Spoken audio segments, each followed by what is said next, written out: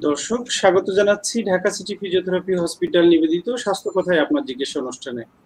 আজকে আমরা কথা বলবো খুবই গুরুত্বপূর্ণ একটি বিষয়। এই যে শীত শুরু হয়েছে, শীতের শুরুতেই আমাদের যাদের পরিবারে ছোট শিশুরা রয়েছে তাদের কিভাবে যত্ন নিব এবং এই বিষয়গুলো নিয়ে কথা বলার জন্য আমাদের সাথে যুক্ত হবেন অধ্যাপক doctor Saida Anwar madam. Madam, আপনাকে স্বাগত জানাচ্ছি আমাদের অনুষ্ঠানে। আপনাকেও ধন্যবাদ আমাকে আমন্ত্রণ করার জন্য। জি ম্যাডাম, আমরা ম্যাডামের পরিচয় তুলে ধরছি। আমাদের সাথে যুক্ত হয়েছেন অধ্যাপক ডাক্তার সায়দা আনোয়ার ম্যাডাম। উনি বিশিষ্ট নবজাতক শিশু বাহ্য রোগ বিশেষজ্ঞ, সদ্য প্রাক্তন অধ্যাপক ও বিভাগীয় প্রধান শিশু রোগ বিভাগ, ঢাকা মেডিকেল কলেজ ও হসপিটাল।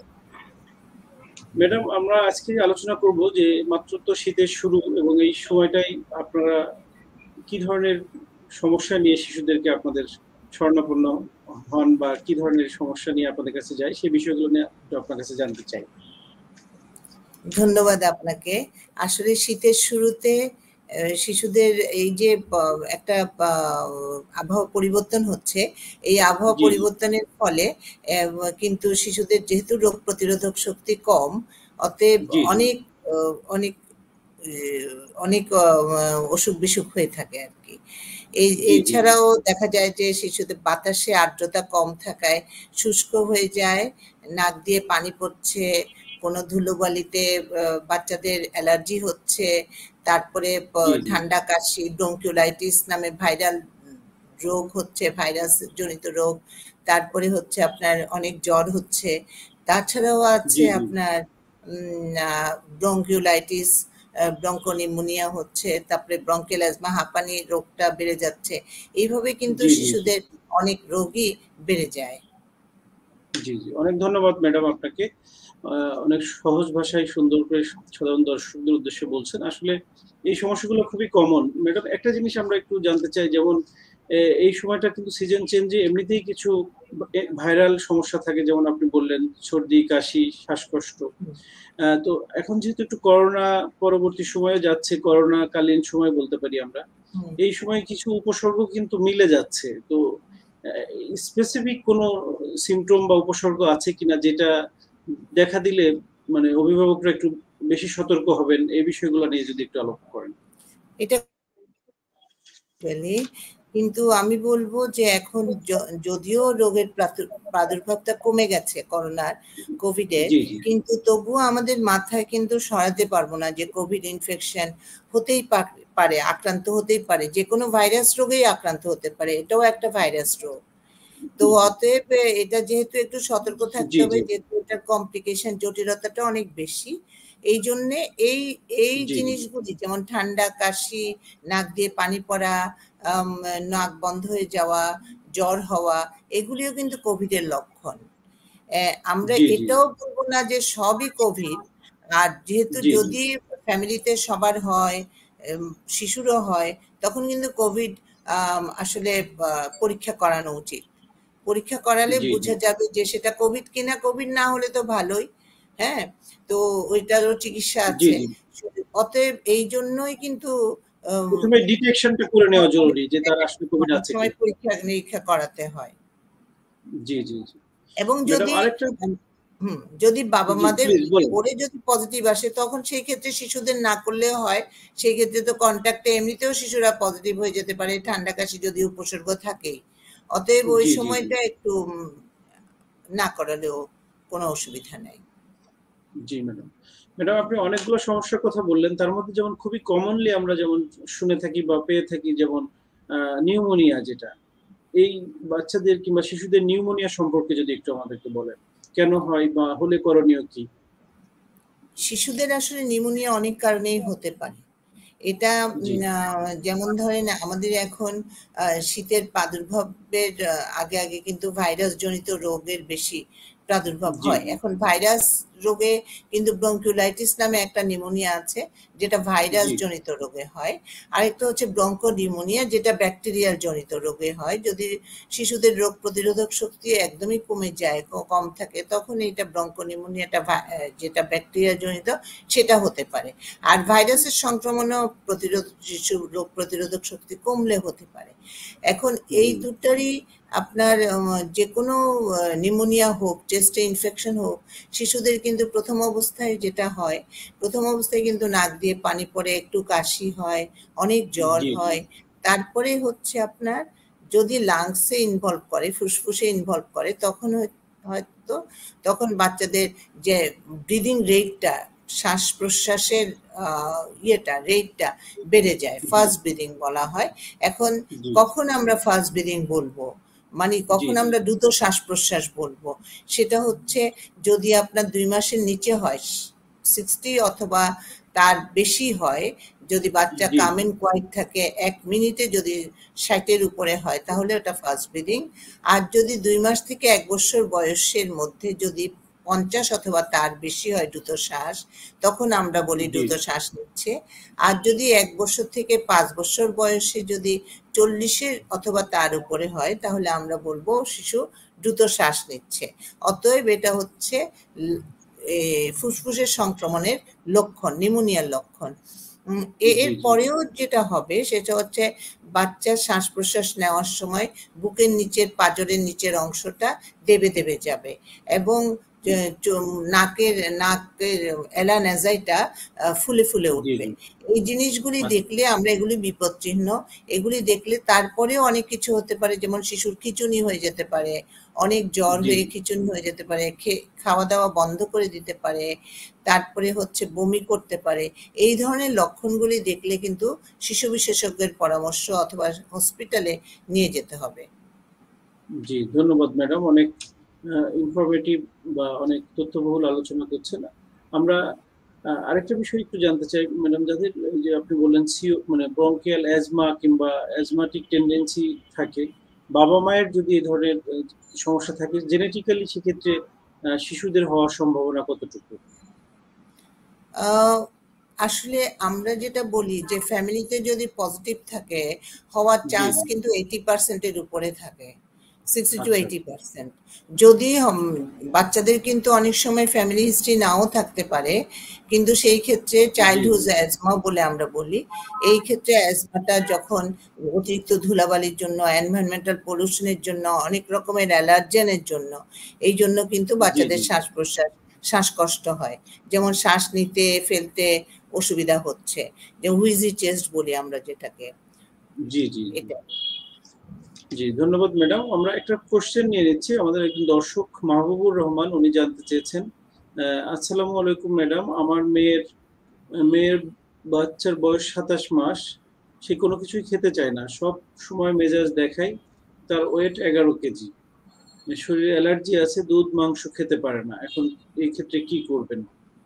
একটু যদি। আচ্ছা, বাচ্চার বয়স যেহেতু 27 মাস, ও আসলে এই যে একটু জিদবাদ করে, এই জন্য আপনাকে প্রতি মুহূর্তে কিন্তু খাওয়াটা চিন্তা করতে হবে। যেমন প্রতিদিন 24 ঘন্টায় 2 বেলার বেশি ভারী খাবার দেবেন না, আর 2 বেলার বেশি ভারী খাবার দেবেন না, আর সাথে 3 বেলা আপনি স্ন্যাক্স দিতে পারেন। ওকে, যদি 1 ঘন্টা পরপর বা আধা ঘন্টা পরপর, 2 ঘন্টা পরপর যদি বাচ্চাকে খাওয়া নিয়ে অস্থির করেন, তাহলে কিন্তু বাচ্চা খাবে না, বাচ্চা জিদবাদ করবে। একই খাবার যদি প্রতিবারে নিয়ে আসে, তাহলেও কিন্তু বাচ্চা খেতে চায় না। শিশুদেরকে খাবারের মধ্যে ভেরিয়েশন থাকতে হবে, এবং শিশুদেরকে খেলনা দিয়ে কোনো কার্টুন দেখিয়ে কোনো খাবার দেবেন না, ইলেকট্রনিক ডিভাইসে আসক্ত করে কোনো খাবার দেবেন না।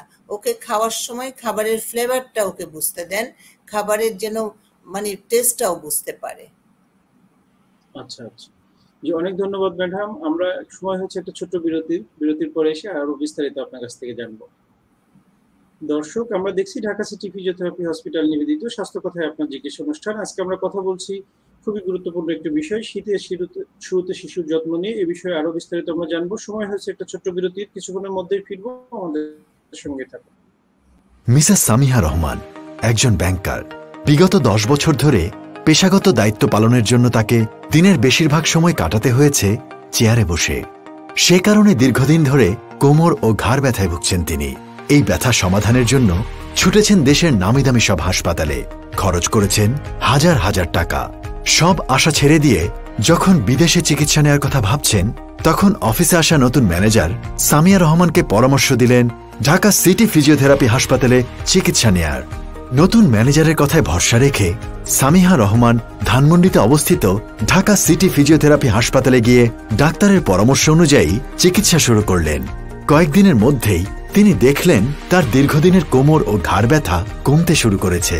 বিদেশে না গিয়ে কম খরচে দেশে চিকিৎসা করিয়ে মিসেস সামিহা রহমান যেমন সন্তুষ্ট, তেমনি দেশে হাঁটু, ঘাড়, কোমর ব্যথা ও প্যারালাইসিস রোগের আন্তর্জাতিক মানের চিকিৎসা সেবা দিতে পেরে ঢাকা সিটি ফিজিওথেরাপি হাসপাতাল গর্বিত। ঢাকা সিটি ফিজিওথেরাপি হাসপাতাল, ফিজিওথেরাপি চিকিৎসায় নির্ভরতার প্রতীক। দর্শক, আবারও স্বাগত জানাচ্ছি ঢাকা সিটি ফিজিওথেরাপি হসপিটাল নিবেদিত স্বাস্থ্য কথায় আপনার জিজ্ঞেস অনুষ্ঠান। আজকে আমরা কথা বলছি খুবই গুরুত্বপূর্ণ একটি বিষয়, শীতের শুরুতে শিশুদের যত্ন নিয়ে, এবং এই বিষয়ে কথা বলার জন্য আমাদের সাথে যুক্ত হয়েছে পথিতদশা শিশু বিশেষজ্ঞ অধ্যাপক ডাক্তার সায়েদা আনোয়ার ম্যাডাম। আমরা ম্যাডাম আলোচনা করছিলাম বিরতির আগে যে বিভিন্ন শ্বাসকষ্টজনিত সমস্যা যেমন নিউমোনিয়া, অ্যাজমা এই রিলেটেড। ম্যাডাম এখন একটু জানতে চাই যে একটা বাচ্চার মানে নর্মাল যে ডেভেলপমেন্ট মাইলস্টোন নিয়ে একটু আপনার কাছে জানতে চাই। যেমন 3 মাস বয়সে বাচ্চার কি ধরনের মাইলস্টোন থাকে, 6 মাস বয়সে কিংবা 9 মাস বয়সে একটা নর্মাল বাচ্চা এবং একটা অ্যাবনর্মাল বাচ্চার মধ্যে কি ডিফারেন্সিয়েট থাকলে তার প্যারেন্টসরা চিকিৎসকের শরণাপন্ন হবেন বা ওটা নিয়ে একটু গুরুত্ব দিবেন, এই বিষয়গুলো নিয়ে ম্যাডাম একটু জানতে চাই আপনার কাছে। খুব সুন্দর প্রশ্ন। আসলে 1.5 মাস বয়সে বাচ্চারা, শিশুরা সাধারণত মায়ের সাথে চোখে আই টু আই কন্ট্যাক্ট করে। তারপরে 3 মাস বয়সে ধরেন ঘাড়টা শক্ত হয়, একটু শক্ত হয় আবার একটু পড়ে যায়। এভাবে কিন্তু 4 মাস বয়সে পুরোপুরি শক্ত হয়ে যায় ঘাড়টা, মানে স্টেবল হয়ে যায়। তো নেক কন্ট্রোল যখন আসে তখন বুঝতে হবে যে শিশুরা ঠিকমতো বাড়ছে। কিন্তু তারপরেও যেমন 5 মাস বয়সে একটু উল্টাবে, মানে প্রন সুপাইন টু প্রন পজিশনে চলে যাবে। 6 মাস 5 মাস বয়সে একটু হাতের খেলনাগুলি একটা ধরতে শিখবে। তারপর 6 মাস বয়সে যে শিশুরা একটু বুদবুদ করে কথা বলতে চাইবে, কিন্তু ফেনা তুলবে। হ্যাঁ, আর 6 মাস বয়সে একটু সিটিং উইথ সাপোর্ট, কিন্তু 8-9 মাস বয়সে সিটিং উইদাউট সাপোর্ট হবে। তা এইভাবে যদি ডেভেলপমেন্টটা চলতে থাকে তাহলে আমরা বুঝবো যে শিশুরা ঠিক মতো বাড়ছে। এবং শিশু যদি মায়ের চোখে চোখ না রাখে, কথা না বলে, মায়ের কমান্ড ফলো না করে, খেলাধুলা না করে, কোনো জিনিস যদি কোনো রেসপন্স না করে, কোনো জিনিস আপনি একটা খুব সুন্দর খেলনা দিলেন, ও যে রেসপন্স করতে না পারে, তাহলে মনে হবে যে শিশুরা ডেভেলপমেন্টালি একটু পিছিয়ে আছে। তো তখন শিশু বিশেষজ্ঞের পরামর্শ অবশ্যই নিতে হবে। জি ম্যাডাম, আমরা আসলে অনেক সময় পেয়ে থাকি যে জন্মের সময় তো বার্থ অ্যাসফিক্সিয়া বলি কিংবা নর্মাল ডেলিভারি হতে অনেক ডিলে ডেলিভারি হয়। সেই সব ক্ষেত্রে ম্যাডাম কি কি ধরনের জটিলতা দেখা দিতে পারে, এবং ওই বাচ্চাগুলো ভবিষ্যতে যেমন সেরেব্রাল পালসি কিংবা কিছু নিউরোলজিক্যাল ডিজঅর্ডার আপনারা পেয়ে থাকেন, এই বিষয়গুলো নিয়ে ম্যাডাম একটু সচেতনতার জন্য যদি কিছু বলেন, আসলে কি করা উচিত? আসলে যখন এরকম কোনো জন্মের সময় কোনো মাথায় আঘাত পেয়ে যদি বাচ্চার হাইপোক্সিয়া হয়, সেই ক্ষেত্রে কিন্তু বাচ্চারা অনেক সময় ডেভেলপমেন্টালি বাচ্চারা পিছিয়ে থাকে। বাচ্চাদের পুরোপুরি যে বাচ্চা এমনি নর্মালি ডেভেলপ করছে তার চেয়ে অনেক পিছিয়ে থাকে। যেমন ধরেন অনেক সময় শিশুরা হয় হাত পা নাড়তে পারে না, শক্ত হয়ে যায় হাতে, যে সময় বসার কথা বসতে পারে না, যে সময় দাঁড়ানোর কথা দাঁড়াতে পারে না, চোখে কমান্ড ফলো করতে পারে না, আই টু আই কন্ট্যাক্ট করতে পারে না, তখন কিন্তু বাচ্চাদের অনেক রকমের প্রবলেম হয়, যেটা নাকি যেমন ধরেন এই যে আপনি বললেন যে সেরিব্রাল পলসি হতে পারে, এটা একটা হতে পারে। অথবা ডেভেলপমেন্টালি যেমন কোনো বাচ্চা স্পিচ দিলে মুখেই কথা বলতে পারছে না, তারপরে হচ্ছে ওর মাথাটা ছোট হয়ে গেছে, মাইক্রোকাফালি বলে। তো এইরকম ছোটখাটো ল্যাঙ্গুয়েজ ডিসএবিলিটিস, এই ধরনের ছোটখাটো হতে পারে। হ্যাঁ, এই ধরনের ছোট মাথায় আঘাতজনিত কারণে এরকম জিনিসগুলি হতে পারে। সে সময় কিন্তু যে মানে অসুবিধাগুলি, এই অসুবিধাগুলি অন্যান্য নর্মাল স্বাভাবিক বাচ্চাদের চাইতে পিছিয়ে যায়। এই জন্য পড়াশোনাও পিছিয়ে যায়, ওর সবকিছুই পিছিয়ে যায়। এটাই। অনেক ধন্যবাদ ম্যাডাম। এই বিষয়গুলোর সাথে রিলেটেড যেমন আমরা ইদানিং অনেক শুনি ম্যাডাম যে অটিজম নিয়ে অনেক বাচ্চারা হয়তো আপনাদের কাছে যায়, মানে এই অটিজম সম্পর্কে একটু যদি আমাদের সাধারণ মানুষদের উদ্দেশ্যে কিছু বলেন। অটিজম হচ্ছে খুবই একটা জেনেটিক ডিসঅর্ডার। এটা হচ্ছে আপনার যে সবসময় যে জন্মগতভাবে মাথায় আঘাত পেলে হয় সেটা না, কিন্তু এটা অনেক কারণেই হতে পারে। এনভায়রনমেন্টাল ফ্যাক্টর আছে, জেনেটিক ফ্যাক্টর আছে। এই ধরনের অটিজম যদি হয় তাহলে কিন্তু অনেক সময় বাবা মারা অনেক সময় বুঝতে পারেন না, সেটা 2 বছরের নিচে একদমই বুঝতে পারে না।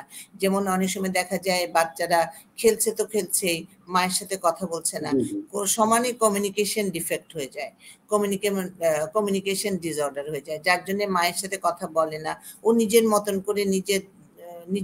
করে খেলাধুলা করছে অথবা নিজের মতন করে আঁকছে। এইভাবে কিন্তু একটু 2 বছরের আগে কিন্তু এটা বোঝার উপায় খুবই কম থাকে। 2 বছরের পর যখন বাবা মারা বুঝেন, তখন একটু যখন দেখে যে মায়ের সাথে বাচ্চা আই কন্ট্যাক্ট করছে না, বাবার সাথে করছে না, ফ্যামিলির মেম্বারদের সাথে করছে না, তখন কিন্তু ওনারা তারপরে অনেক সময় বাচ্চাদের অনেক ডিলেড হয়, যেমন 5 বছরের পরে বুঝতে পারে, অনেক সময় 3 বছরের পরে অনেক সময় বাবা মারা ম্যাক্সিমাম বুঝে, যারা খুব ক্লোজলি অবজার্ভ করে। জি জি, অনেক ধন্যবাদ ম্যাডাম। আমাদের সময় হয়েছে আর একটা ছোট্ট বিরতির পরে এসে আরো বিস্তারিত আপনার কাছ থেকে জানবো। দর্শক, আমরা আজকে খুবই গুরুত্বপূর্ণ একটি বিষয় নিয়ে আলোচনা করছি। আপনারা যদি কেউ এই ধরনের সমস্যায়, আপনার পরিবারের কোনো শিশু যদি সমস্যায় ভুগে থাকেন, আপনারা কমেন্টস এর মাধ্যমে আমাদের অতিথির কাছ থেকে প্রশ্ন করতে পারেন, আমরা উত্তর জেনে নেওয়ার চেষ্টা করব। আমাদের সময় হয়েছে আরেকটা ছোট্ট বিরতির, কিছুক্ষণের মধ্যে ফিরবো, আমাদের সঙ্গে থাকুন। মিসেস সামিহা রহমান একজন ব্যাংকার। বিগত 10 বছর ধরে পেশাগত দায়িত্ব পালনের জন্য তাকে দিনের বেশিরভাগ সময় কাটাতে হয়েছে চেয়ারে বসে। সে কারণে দীর্ঘদিন ধরে কোমর ও ঘাড় ব্যথায় ভুগছেন তিনি। এই ব্যথা সমাধানের জন্য ছুটেছেন দেশের নামিদামি সব হাসপাতালে, খরচ করেছেন হাজার হাজার টাকা। সব আশা ছেড়ে দিয়ে যখন বিদেশে চিকিৎসা নেওয়ার কথা ভাবছেন, তখন অফিসে আসা নতুন ম্যানেজার সামিয়া রহমানকে পরামর্শ দিলেন ঢাকা সিটি ফিজিওথেরাপি হাসপাতালে চিকিৎসা নেয়ার। নতুন ম্যানেজারের কথায় ভরসা রেখে সামিহা রহমান ধানমন্ডিতে অবস্থিত ঢাকা সিটি ফিজিওথেরাপি হাসপাতালে গিয়ে ডাক্তারের পরামর্শ অনুযায়ী চিকিৎসা শুরু করলেন। কয়েকদিনের মধ্যেই তিনি দেখলেন তার দীর্ঘদিনের কোমর ও ঘাড় ব্যথা কমতে শুরু করেছে। বিদেশে না গিয়ে কম খরচে দেশে চিকিৎসা করিয়ে মিসেস সামিহা রহমান যেমন সন্তুষ্ট, তেমনি দেশে হাঁটু, ঘাড়, কোমর ব্যথা ও প্যারালাইসিস রোগের আন্তর্জাতিক মানের চিকিৎসা সেবা দিতে পেরে ঢাকা সিটি ফিজিওথেরাপি হাসপাতাল গর্বিত। ঢাকা সিটি ফিজিওথেরাপি হাসপাতাল, ফিজিওথেরাপি চিকিৎসায় নির্ভরতার প্রতীক। দর্শক, আবারও আমরা ফিরে এলাম ঢাকা সিটি ফিজিওথেরাপি হসপিটাল নিবেদিত স্বাস্থ্য কথায় আপনার জিজ্ঞাসা অনুষ্ঠানে। আজকে আমরা কথা বলছি শীতের শুরুতে শিশুদের বিভিন্ন সমস্যা নিয়ে, এবং সেই বিষয়ে কথা বলার জন্য আমাদের সাথে যুক্ত হয়েছেন অধ্যাপক doctor Saida Anwar madam. Madam, আমরা বিরতির আগে কিছু নিউরোলজিক্যাল সমস্যা নিয়ে আপনার কাছে জানলাম। ম্যাডাম, আরো কিছু সমস্যা অনেক সময় কনজেনিটালি হয়ে থাকে, যেমন আমরা অনেক সময় পাটা একটু বাঁকা পাই, যেটাকে মেডিকেল ভাষায় ম্যাডাম আমরা টেলিপেজিকুনোভেরাস কিংবা ভালগাস বলা হয়। এই জাতীয় সমস্যা নিয়ে অনেক সময় দেখা যায় যে গ্রাম অঞ্চলে যে বাবা মারা থাকে, তারা অনেক সময় এটা একটা কুসংস্কার আছে, অনেকে মনে করে এটা জন্মগতভাবে যেহেতু হয়েছে এটা এভাবেই থাকুক, এর কোনো চিকিৎসা নাই। এই বিষয়গুলো নিয়ে একটু সচেতনতামূলক পরামর্শ যদি আমাদের দর্শকদের একটু দিতেন। আসলে কি করবে তারা, কখন কোন বয়সে চিকিৎসকের কাছে যাবে? এই ধরনের সমস্যাগুলি অনেক সময় জন্মগত এবং ডেভেলপমেন্টালি যখন একটু প্রেশার ইফেক্টের জন্য অনেক সময় হয়ে থাকে। সাধারণত ওই ব্রিজ প্রেজেন্টেশন হলে এটা হয়তো অনেক সময় পা বাঁকা হয়ে যায়, অথবা এটা জন্মগতভাবে হতে পারে। তো এখন ব্যাপারটা হচ্ছে যে কোনো এই জিনিসের কিন্তু চিকিৎসা আছে। অনেক সময় পা বাঁকা করে জি হাঁটছে, যদি আপনি অ্যাজ আর্লি অ্যাজ পসিবল যদি যত তাড়াতাড়ি সম্ভব আসা যায়, তখন কিন্তু কিছু যদি মাইল্ড ফর্মে থাকে তখন কিন্তু কোনো অপারেশন অথবা কিছুর দরকার হয় না, তখন স্পেশাল কিছু জি জি ফিজিওথেরাপি করলে এটা কিন্তু ঠিক হয়ে যায়। এবং যদি জি স্পেশাল কতগুলি জুতো আছে, ওই জুতোগুলি পরলেও কিন্তু ঠিক হয়ে যায়। ওগুলি কিন্তু ফিজিওথেরাপিস্টরা অনেক সময় ইয়ে করেন, অ্যাডভাইস করেন, অথবা শিশু বিশেষজ্ঞদের কাছে জি আসলে শিশু বিশেষজ্ঞরা পরামর্শ দেন, এবং ফিজিওথেরাপির কাছে গেলে ফিজিওথেরাপি করে যেভাবে শিশু বিশেষজ্ঞরা দিক নির্দেশনা দিবেন সেভাবে করে ঠিক হয়ে যায়। আসলে সমস্যাটা এই থেকে পরিত্রাণ পাওয়া সম্ভব। সমস্যা থেকে জি পরিত্রাণ পাওয়া সম্ভব অবশ্যই। জি ম্যাডাম, ধন্যবাদ। ইদানিংকালে ম্যাডাম আমরা দেখতে পাচ্ছি যে ভিটামিন ডি ডেফিসিয়েন্সি অনেক পাচ্ছি, এবং আমাদের রৌদ্রের সান এক্সপোজার অনেক কম, মানে বাচ্চাদের ক্ষেত্রেও হয়, বড়দের ক্ষেত্রেও হয়। তো আমরা যে ছোটদের যে ভিটামিন ডির যে প্রয়োজন, সেটার জন্য কতটুকু, সপ্তাহে কতদিন সূর্যের আলোতে রাখা উচিত, মানে এই বিষয়গুলো নিয়ে যদি একটু আমাদেরকে বলেন, কিংবা সোর্সটা আসলে সূর্যের যেহেতু আলোতে রাখতে গেলে 20-25 মিনিটের বেশি সূর্যের আলোতে রাখা আসলে দরকার নাই আর কি। কিন্তু ব্যাপারটা হচ্ছে যে আহ, যখন শিশুদের আসলে এই ধরনের রোগের জন্য, মানে ওই যেমন আমাদের দেশে যেটা হচ্ছে, আমাদের জি এখানে ফ্ল্যাট বেড়ে যাচ্ছে, ফ্ল্যাটের অ্যাপার্টমেন্টে বেশি থাকছে বাচ্চারা, জি শিশুরা জি বাইরে ঘোরাফেরা করার চান্স পাচ্ছে না। আমরা ফিজিক্যাল ফ্ল্যাট অ্যাক্টিভিটি খুব করি কম অনেক হচ্ছে। সময়, হ্যাঁ, ফ্ল্যাটের মধ্যে জি অন্ধকারের মধ্যে থাকছে, ওখানে রোদ ঢুকছে না, আলো বাতাস ঢুকছে না। ওই জন্য কিন্তু শিশুদের অনেক সময়, ম্যাক্সিমাম সময় আসে আমার গায়ে ব্যথা, পায়ে ব্যথা, জি জি ভীষণ ব্যথা। তখন ভিটামিন ডি লেভেলটা করলে অনেক ভিটামিন ডি লেভেলটা কমে যায়। এখন আমরা যদি জি 400 ইন্টারন্যাশনাল ইউনিট করে প্রতিদিন যদি সাপ্লিমেন্ট দিতে থাকি, অথবা জি বাচ্চাকে জি যদি, শিশুকে যদি একটু রোদের ব্যবস্থা করাতে পারি, তাহলে কিন্তু জি এই রোগ থেকে পরিত্রাণ পাওয়া যায়, ভিটামিন ডি ডিফিসিয়েন্সি ডিসঅর্ডার থেকে। জি জি জি। ধন্যবাদ ম্যাডাম। এখন ম্যাডাম আমরা একটু বাত জ্বর সম্পর্কে আপনার কাছে একটু জানবো। বাত জ্বর নিয়ে অনেকের মধ্যে বিভিন্ন রকম ভুল ধারণা আছে। যেমন হাতে পায়ে ব্যথা হলেই অনেকে মনে করে এটা বাত জ্বর। আসলে বাত জ্বরের ম্যাডাম কি কি ধরনের উপসর্গ থাকে, কিংবা আপনারা ডায়াগনোসিস এর ক্ষেত্রে কি কি বিষয় দেখেন, এই বিষয়গুলো নিয়ে যদি একটু বলেন, এবং সাধারণত কোন বয়সে বাচ্চাদের বাত জ্বরের হ্যাঁ, খুব ইয়েটা বেশি সুন্দর থাকে? প্রশ্ন। এটা হচ্ছে বাত জ্বর সাধারণত আপনার বাচ্চাদের যদি গলা ব্যথা হয়, গলা ব্যথা থাকে, জি অনেক সময় গলায় ইনফেকশন থাকতে পারে, অ্যাসিম্পটোমেটিকও থাকতে পারে, সিম্পটোমেটিকও থাকতে পারে। এইভাবে জি জি কিন্তু হলে, তাহলে কিন্তু কিছুদিন পরে দেখা যায় যদি চিকিৎসা করা না হয়, তখন এই বাত, মানে গলা ব্যথা থেকে অনেক সময় শিশুদের হাত পায়ে গিরায় গিরায়, অনেক সময় এই যে জয়েন্টগুলিতে, বড় বড় জয়েন্টগুলি ফুলে যায়, এবং জি জি যার জন্য ব্যথা হয়, খুব সিভিয়ার পেইন হয়, এবং হাই ফিভার হয়, অনেক জ্বর জি হয়, এবং এর মধ্যে আপনার বাচ্চার পালপিটেশন বেড়ে যায়, বুকে ধুক ধুক ধুক ধুক করতে থাকে। তারপরে জি হচ্ছে জি আপনার অনেক অনেক রকমের র্যাশ হয়ে যায় শরীরের মধ্যে, বাচ্চা খুব টক্সিক থাকে। এই ধরনের আচ্ছা জিনিসগুলি হলে তখন কিন্তু আমরা মনে করব বাচ্চাদের বাতজ্বর। প্রথম অবস্থায় বাতজ্বর ছাড়াও অনেক অনেক অসুস্থ মানে অসুখ আছে, যে অসুখে জি মানে একই ধরনের উপসর্গ দেখা যেতে পারে। হ্যাঁ, এই ধরনের উপসর্গ দেখা যেতে পারে। তো জি জি এখন যদি বাতজ্বর হয়, বাতজ্বরটা খুবই একটা কমপ্লিকেটেড জিনিস। কারণ বাতজ্বর জি হলে বাচ্চাদের, শিশুদের হার্টে কিন্তু এফেক্ট করতে পারে। এখন হার্টে জি এফেক্ট জি না করার জন্য প্রথম অবস্থাতেই আমরা যদি এই উপসর্গগুলি দেখি, যেমন অনেক জ্বর হওয়া, শিশুদের বড় বড় জয়েন্টের মধ্যে ব্যথা হওয়া এবং ফুলে জি যাওয়া, এবং একটা জয়েন্ট জি থেকে আরেকটা জয়েন্টে আস্তে আস্তে একটা জয়েন্ট থেকে আরেকটা জয়েন্টে ফ্লিটিং আর্থ্রাইটিস বলা হয়, এটা মাইগ্রেটিং জি পলি আর্থ্রাইটিস বলা হয়। এই জি জি মাইগ্রেশনটা যদি করে, একটা থেকে আরেকটা লাফিয়ে, একটা ভালো হলো বড় জয়েন্ট, তারপরে আরেকটা হলো, এটা হচ্ছে অ্যাসিমেট্রিক্যাল হয়ে যায় আর কি। জি জি তারপরেও আছে যেমন ধরেন সাথে সাথে পালপিটেশন হওয়া, শরীরের মধ্যে র্যাশ হওয়া, অনেক সময় ইয়ের মতন কি বল যে অনেক কিছু আছে, যেমন তারপরে জি হচ্ছে আপনার অনেক নডিউল হওয়া, সাবকিউটেনিয়াস জি নডিউল বলা হয়। হ্যাঁ, তো এই জিনিসগুলি যদি হয়, অথবা হঠাৎ করে শিশুদের এইসব কোনো উপসর্গ নাই, হঠাৎ করে শ্বাসকষ্ট শুরু হয়ে গেল, জ্বর হয়ে গেল, বুকে ব্যথা হলো, তখন কিন্তু মনে করতে হবে শিশুদের যদি অন্য আগে কখনো শরীরে শিশুদের যে হার্টের সমস্যা না থাকে তাহলে এটা বাতজ্বরই হয়েছে। তা এই জন্য কিছু কিছু যেমন উপসর্গ থাকলে প্লাস হচ্ছে যদি আমরা পরীক্ষা নিরীক্ষা করে দেখি যে উপসর্গের সাথে মিলে গেছে পরীক্ষা নিরীক্ষার রিপোর্টগুলি, তখন কিন্তু আমরা বাতজ্বর হিসেবে ডায়াগনোসিস করব এবং বাতজ্বরের চিকিৎসা দিব। এছাড়া কিন্তু অনেকে আমি বলবো না যে অনেকে আমরা এমন করি যে একটু গিরা ব্যথা হচ্ছে, একটু জয়েন্ট পেইন হচ্ছে, একটু মানে জয়েন্ট পেইন, তখন বাতজ্বর হিসেবে বাবা মাকে খুব মানে ইয়ে করে ফেলে, মানে প্যানিক করে দেয়।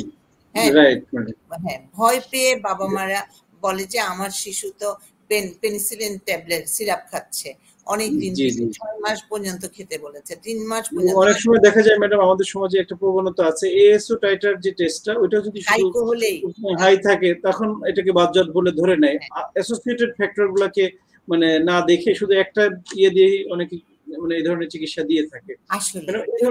এই ধরনের ক্ষেত্রে মানে যদি কেউ হয়তো শুধু এএসও টাইটারটা দেখে হয়তো কন্টিনিউ 5 বছরের চিকিৎসা নিল, সেক্ষেত্রে কি ধরনের কমপ্লিকেশন ডেভেলপ করতে পারে এটাও একটু যদি বলেন আমাদের দর্শকদের। আচ্ছা, এখন ব্যাপার হচ্ছে আপনি খুব সুন্দর প্রশ্ন করে মানে সুন্দর এক্সপ্লেইন করেছেন যে এএসও টাইটার কিন্তু এই যে আমরা জানি যে একটা জীবাণু দিয়ে কিন্তু গ্রুপে বিটা হিমোলাইটিক স্ট্রেপ্টোককাস, এই জীবাণুটা দিয়ে কিন্তু এটা হাইপার সেন্সিটিভিটি রিঅ্যাকশন করে এই বাতজ্বরটা হয়।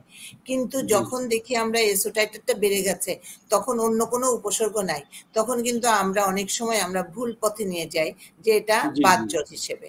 কিন্তু একটা জিনিস মনে রাখতে হবে, যখন আমরা বাতজ্বরের অবশ্যই প্রিভেনশন আছে, প্রাইমারি প্রোফাইল্যাক্সিস আছে, সেকেন্ডারি প্রোফাইল্যাক্সিস আছে, এই প্রোফাইল্যাক্সিস গুলি দেওয়া কিন্তু দিতে পারা যায়, কিন্তু দিলে অনেক দিন ধরে যে ওষুধটা খাবে সেই ওষুধের কিন্তু পার্শ্ব প্রতিক্রিয়াও আছে, এটাও কিন্তু আমাদেরকে চিন্তা করতে হবে।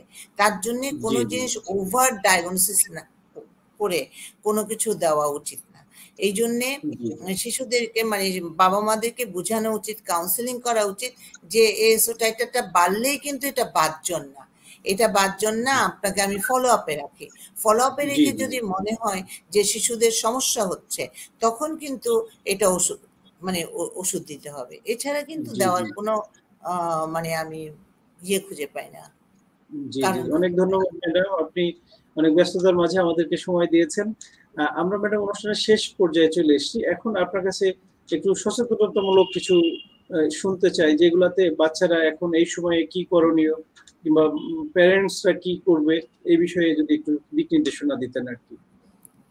আসলে শীতের সময় আসলে এখন শীতও না গরমও না, অনেক সময় রাতে শীত থাকে, আস্তে আস্তে গরম হয়ে যায় দিনের বেলা। এই যে আবহাওয়ার তারতম্য, এতে কিন্তু শিশুরা অত্যন্ত অসুস্থতায় ভুগে। এই জন্য আমি বলবো শিশুদেরকে অত্যন্ত গরম কাপড় না পরিয়ে মানে এমন কাপড় পরানো যাতে শিশুরা না ঘামে। 2 নাম্বার হচ্ছে শিশুদের বাইরে, বিশেষ করে বাইরে ধুলাবালির সময়ে বাইরে না নেওয়াই ভালো। আর নবজাতক শিশুদের গোসল করানো খুব যে দরকার তা না। গোসল 72 ঘন্টা পর্যন্ত হওয়ার 72 ঘন্টার মধ্যে কোনো গোসল করানোর দরকার নেই, এবং ওকে ঘরের ভিতরেই রোদের আভা এলেই চলবে। দিনের বেলায় ঘরটা খোলা রাখবেন, জানলা দরজা খোলা রাখবেন যাতে আলো বাতাস আসে, আর রাতের বেলায় কিন্তু বন্ধ করে দিতে হবে। আর নবজাতক শিশুকে সবসময় দেখতে হবে, বুঝতে হবে যে গোসল করানোর সময় একটু চারিদিকে যেন বন্ধ থাকে, যেন বাইরের বাতাসটা ভিতরে ঢুকে ওকে ঠান্ডা লেগে না যায়, এবং উষ্ণ গরম পানিতে নবজাতক শিশুকে গোসল করাতে হবে। আর প্রতিদিনই যে গোসল করাতে হবে তা কিন্তু না, এটা হচ্ছে সপ্তাহে 2 দিন গোসল করালেই কিন্তু যথেষ্ট। আর বড়দের বেলা আমি বলবো যে 1 বছর থেকে 6 বছর বয়সের বাচ্চারা খেলাধুলা করলে অনেক সময় ঘেমে যায়, ঘেমে গেলে কিন্তু ঠান্ডা লেগে যায়, ওদেরকে কিন্তু ফ্রিজের পানি, ঠান্ডা কোনো কিছু যেন না খাওয়ানো হয়, আইসক্রিম এগুলি যেন একটু অ্যাভয়েড করা হয়। 1-2 নাম্বার হচ্ছে ওদেরকে যেন আলো বাতাসপূর্ণ জায়গায় রাখা হয়, ধুলাবালিতে যেন না নেওয়া হয়। অ্যালার্জিতে ওদের কিন্তু অনেক সময় হুইজি চেস্ট হওয়ার সম্ভাবনাটা বেশি থাকে। এই জন্য আমাদেরকে সতর্ক থাকতে হবে, অতিরিক্ত কাপড় পরানো চলবে না। আমাদের দেশ হচ্ছে আসলে একটা গরমের দেশ, এবং কতক্ষণ গরম কতক্ষণ ঠান্ডা, এবং শীতকাল আসলেই যে অনেক শীত পড়ে যাবে তাও না। এই জন্যে শিশুদেরকে পরিমিত পরিমাণে গরম কাপড় পরাতে হবে।